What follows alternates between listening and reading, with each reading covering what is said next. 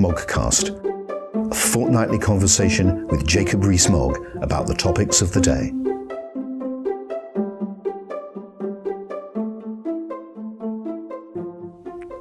Welcome to another edition of the Moggcast. This is Paul Goodman, editor of Conservative Home, in conversation with Jacob Rees Mogg. Jacob, let's start with a brief but really obvious question. Do you have confidence in the Prime Minister? Yes, I do have confidence in the Prime Minister, though I have been concerned about some aspects of her European policy. We read the week before last, and it hasn't been denied, and it's been very well reported, that Ollie Robbins, together with his counterpart in Brussels, made an arrangement whereby there would have been a border in the Irish Sea, that this was put to cabinet members. Cabinet members wouldn't have it. That arrangement was cancelled.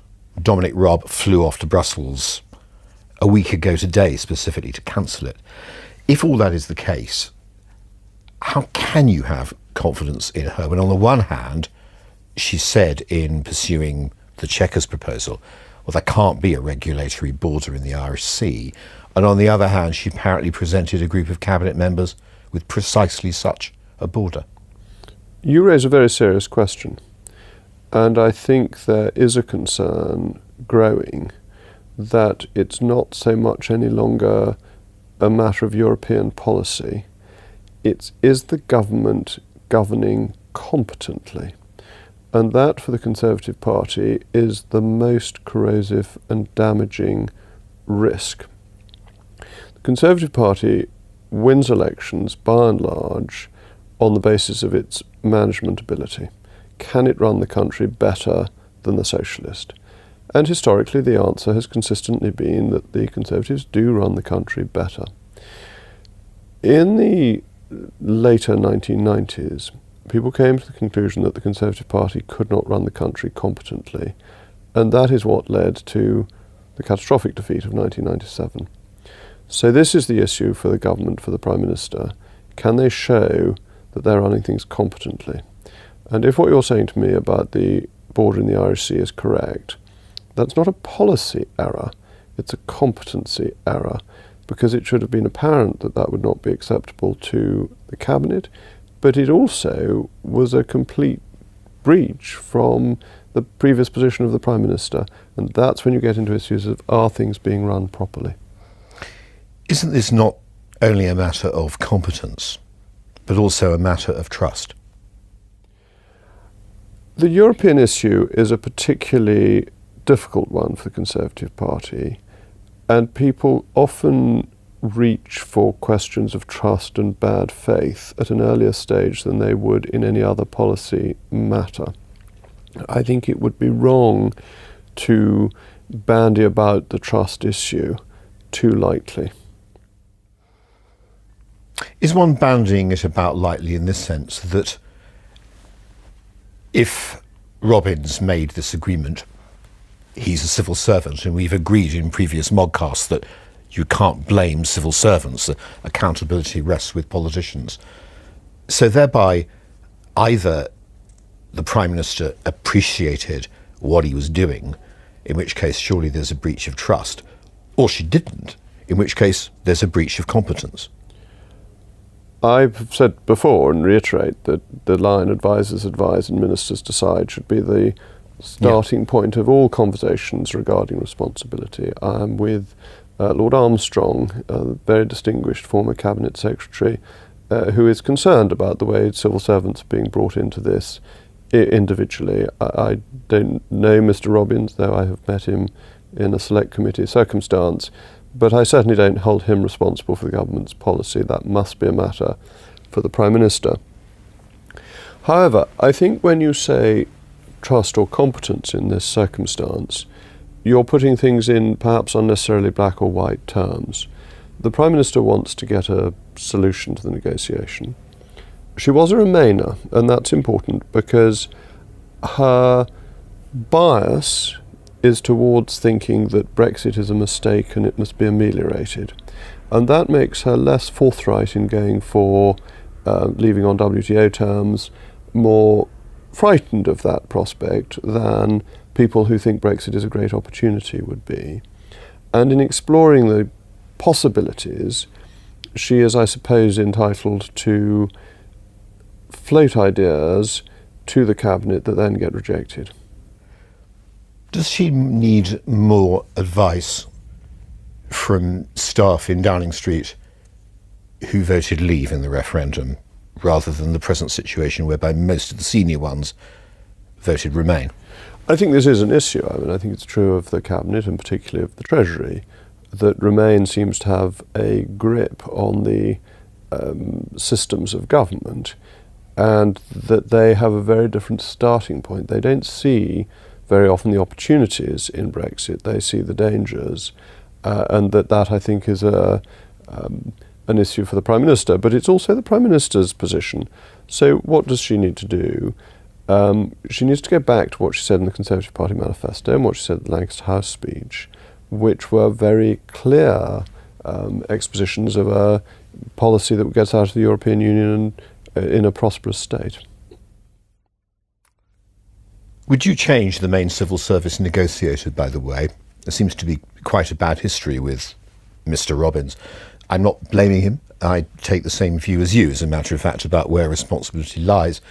But if agreements are being made that obviously have a gap between their content and what's politically acceptable, and we might also add what's right, isn't there a deep problem here somewhere? Edward Heath got it right. That when we negotiated to join the European Union, it was not a civil service lead, it was a political lead. This is a political issue, not a civil service administrative issue. And the attitude of a civil servant is the wrong attitude. It's about how do you get a deal, not what is the deal.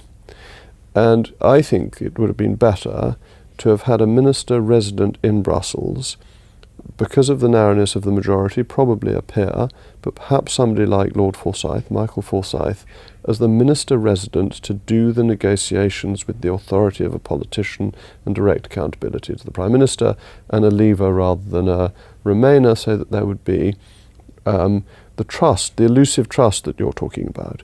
Although I think we talk about trust too carelessly, if you have people doing the negotiation who leavers feel is on their side, that certainly helps build trust.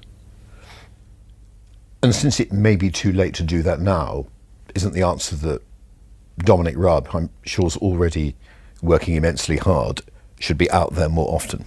Well, he had authority for negotiating taken away from his department the moment he was appointed, so that's quite difficult. That as far as I can tell, Dexew's job is to prepare for no deal, and that's about it. That a ministerial statement was put out, a written statement, about a week after he got the job, saying that Downing Street was in charge of the negotiations. Didn't stop him going there a week ago to tell Mr. Barnier what was and wasn't politically acceptable. Then you wonder why the machinery of government statement was put out in, I suppose, either late June or early July. Is it too late to change it back? I think it'd be sensible to change it back. As you say, it may be too late to have the minister resident, but we do need someone who is there most of the time rather than somebody who just goes out when there's an emergency. It is political. That's the key point to get across. This should not be run as a bureaucratic initiative, but as a political initiative.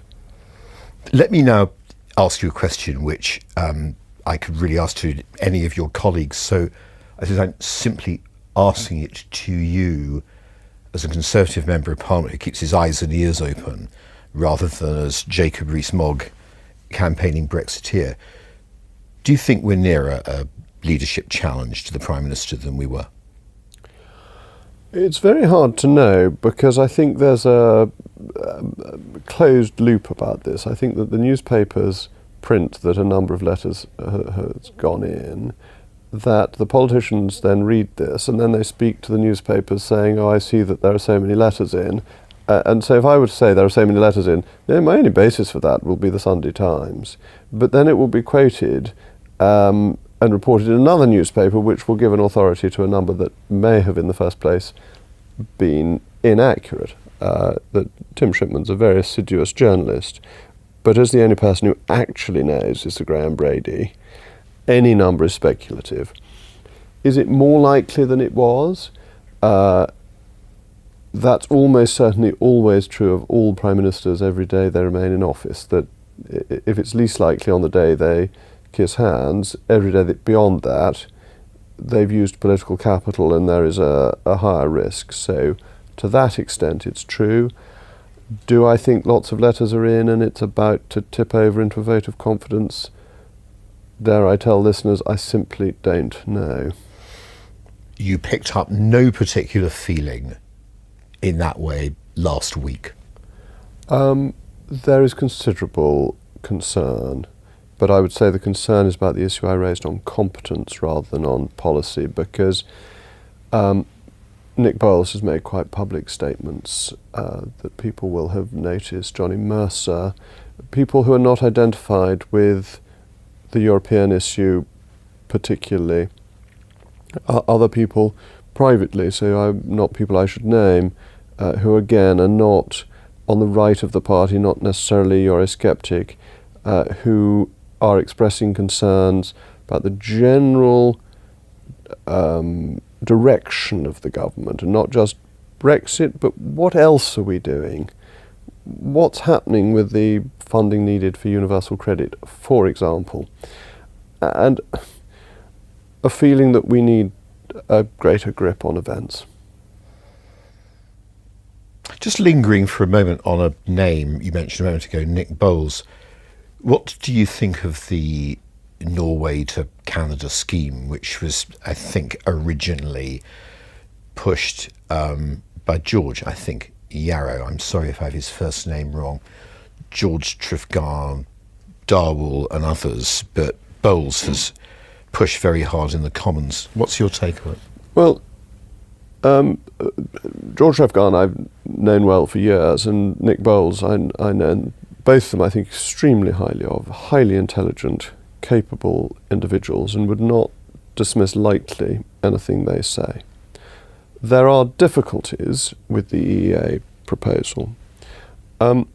One is that the EEA is not the customs union, and there is not the seamless transfer of goods from Norway to Sweden anyway.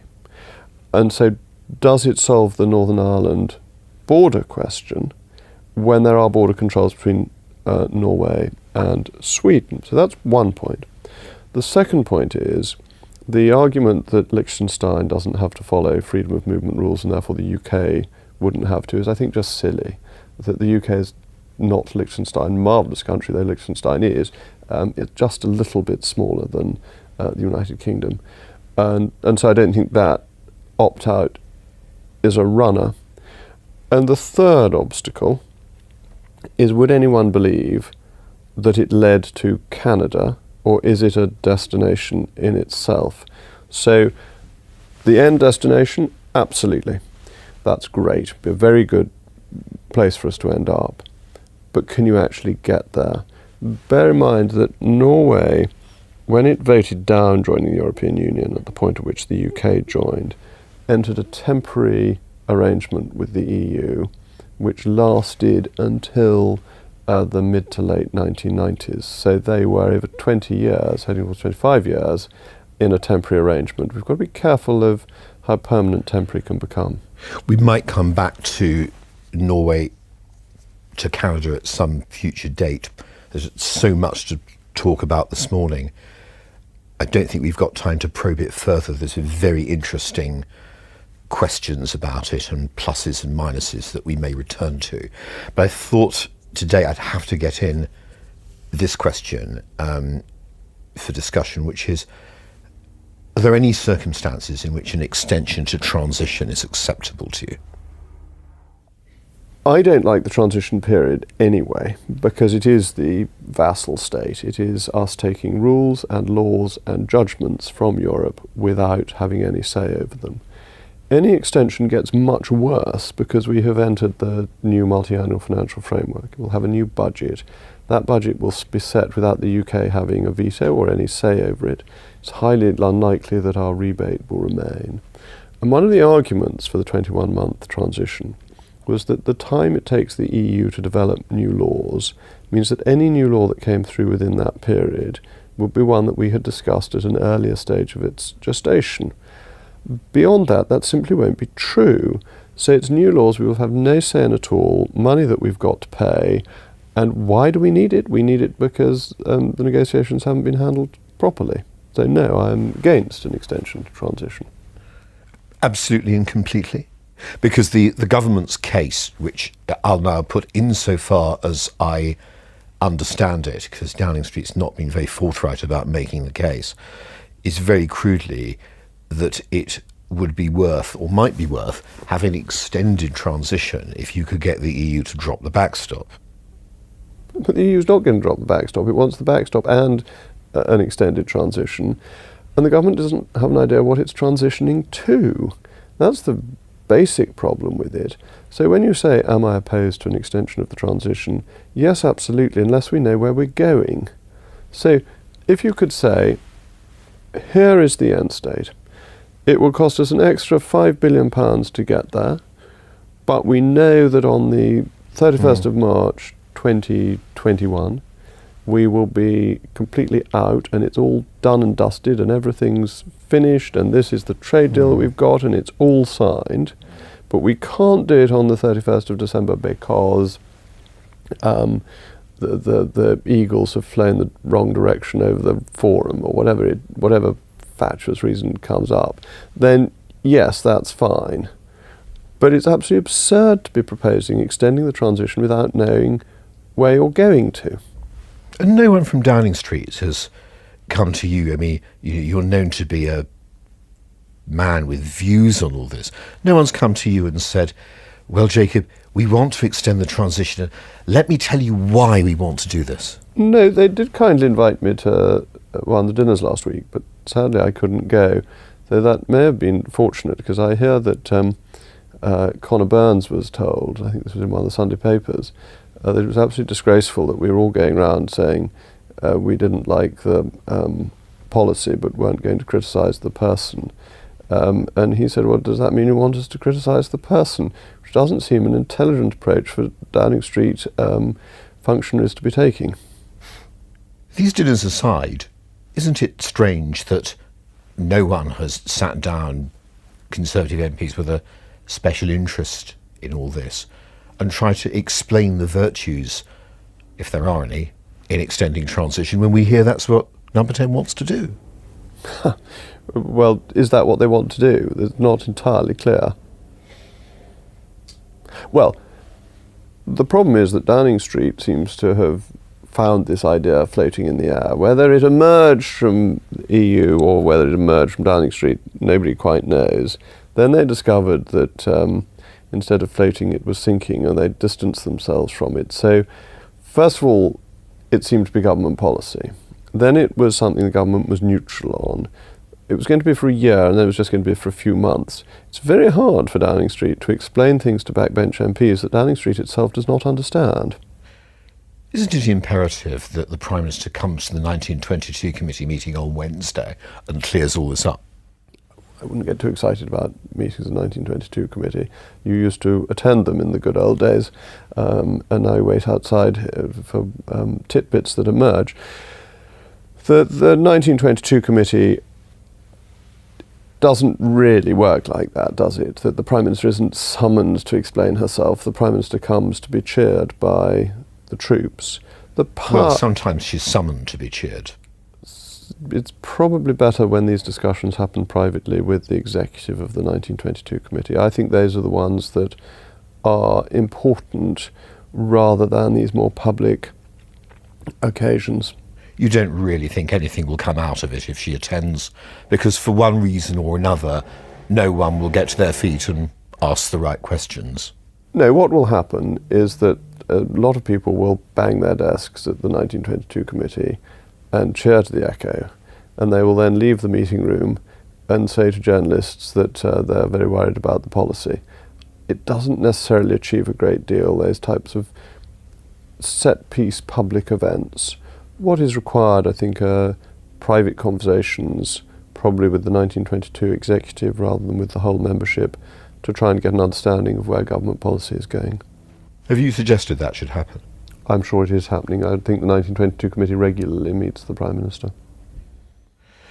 So there's no particular virtue in having this particular meeting. It may happen, but it's not going to. I mean, it may well happen because it may well, but the way you described it, it's neither a plus nor a minus for anyone.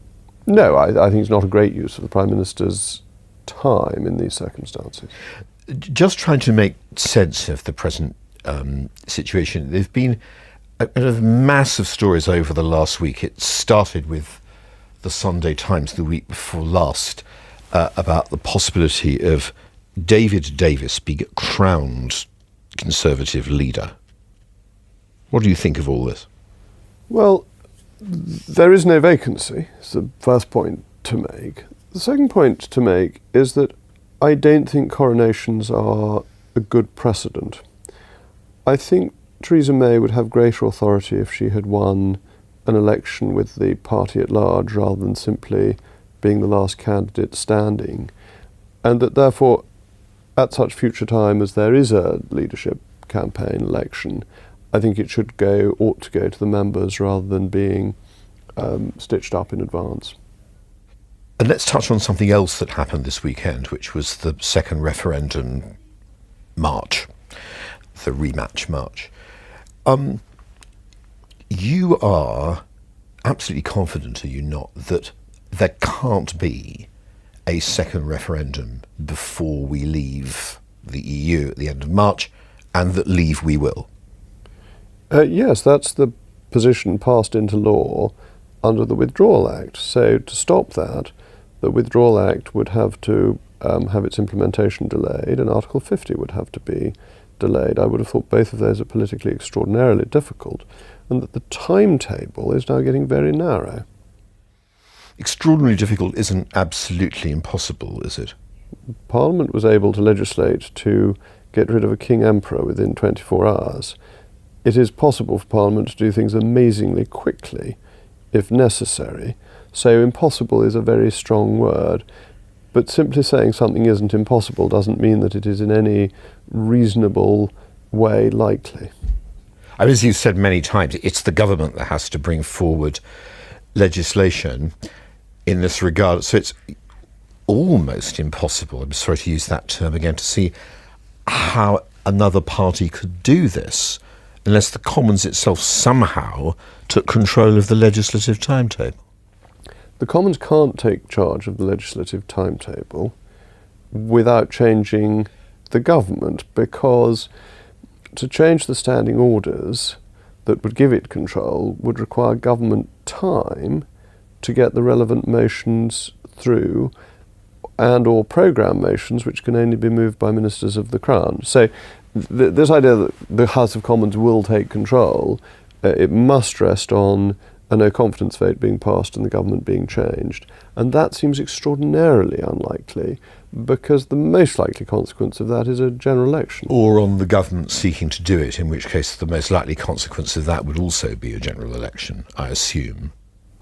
The party would be rent asunder if the government decided to effectively abandon Brexit, yes. And that's another subject we must return to, because there's so many avenues to explore. And although much of this conversation has been taken up with leadership challenges and goings on in Downing Street, the fact remains at the end of all this, as Monsieur Barnier said, the clock is ticking, is it not? Yes, tick-tock goes the clock. On that sombre note, Jacob, thank you very much. So thank you as always. I've enjoyed this Mogcast and see you again, I presume, if we're all still here, in a fortnight. God willing. God willing. The Mogcast, a fortnightly conversation with Jacob Rees Mogg about the topics of the day.